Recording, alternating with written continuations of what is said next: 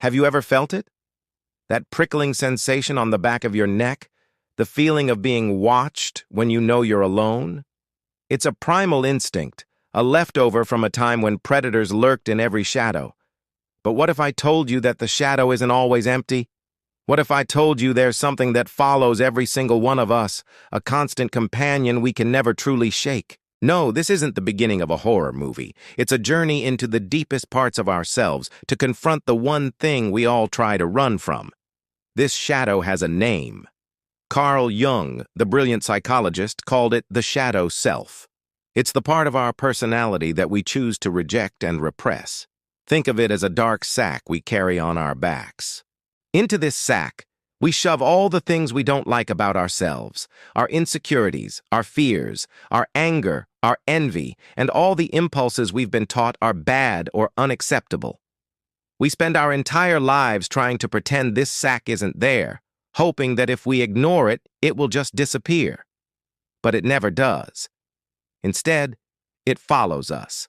It's the whisper in your ear that says you're not good enough.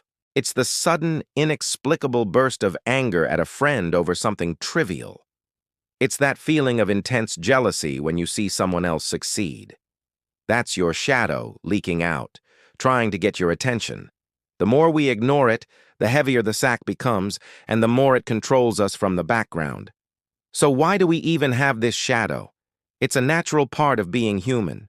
From a young age, we learn what behaviors get us praise and what gets us disapproval. We want love and acceptance, so we start to hide the parts of ourselves that we think others won't like. Did your parents tell you, "Don't be so loud"? You might have pushed your boisterous, joyful side into the shadow. Were you told big boys don't cry? Your vulnerability and sensitivity got tucked away. Society, school, even our friends, all contribute to shaping what we accept about ourselves and what we push into the darkness. The problem is, the things we push away don't just vanish. They fester. Imagine trying to hold a beach ball underwater.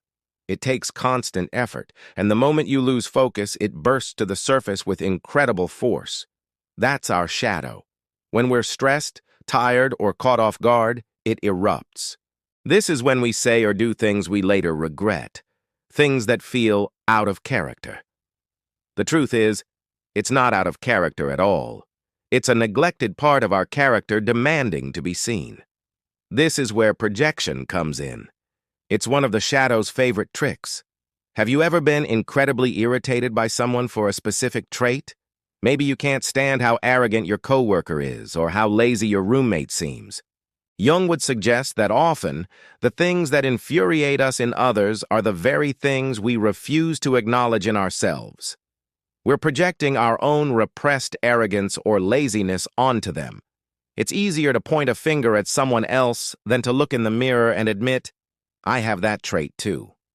That person becomes a screen for our own disowned parts. But here's the most important part. The shadow isn't evil. It's just undeveloped.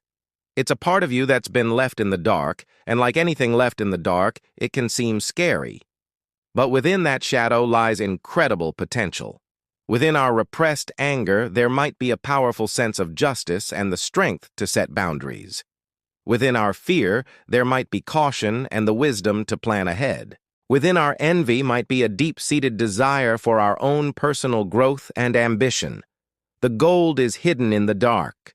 Your shadow contains your raw, untapped power, your creativity, your authenticity, and your deepest strengths. By refusing to look at it, we are cutting ourselves off from a huge part of who we are. We're living a half-life, only acknowledging the light and acceptable side of our personality. True wholeness doesn't come from being perfect. It comes from integrating all parts of ourselves, the light and the dark. So how do we do it? How do we turn around and finally face this shadow? It starts with radical self-honesty. It means paying attention to your emotional reactions. The next time you feel a surge of irrational anger, jealousy, or judgment, don't just push it away. Get curious. Ask yourself, what is this feeling really about? What part of me is trying to speak right now? Instead of judging the feeling as bad, just observe it. Another powerful tool is to pay attention to your projections. The people who trigger you the most are your greatest teachers.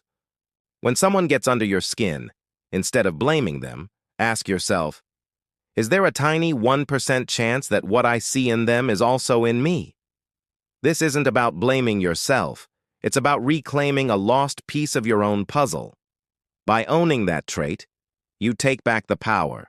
The other person no longer has control over your emotions. Creative expression is also a fantastic way to communicate with your shadow. Journaling, painting, playing music, dancing, any activity where you can let go of your conscious mind and just create can bring shadow material to the surface. Write down your dreams. Jung believed dreams are a direct line to the unconscious, often revealing our shadow in symbolic form. Don't try to interpret them literally, just notice the feelings and themes that come up. This process, known as shadow work, is not a one-time fix. It's a lifelong journey of self-discovery. It can be uncomfortable, and it requires courage. You will confront parts of yourself you'd rather forget. But the reward is immeasurable. By integrating your shadow, you become more whole, more authentic, and more compassionate. Not just toward yourself, but toward others too, because you recognize their shadow as well. You stop living in fear of your own darkness and start using its energy for good. So the next time you feel that presence behind you, don't run. Don't pretend it's not there. Take a deep breath and dare to turn around. Look your shadow in the eye and ask, what do you have to teach me? Because the thing that follows you isn't a monster waiting to devour you. It's a lost part of you, waiting to come home. It holds the key to a more complete, powerful, and authentic you. Thank you so much for joining me on this deep dive today. If this resonated with you, let me know in the comments what your experience with the shadow has been. And don't forget to like this video and subscribe for more journeys into the mind. See you next time.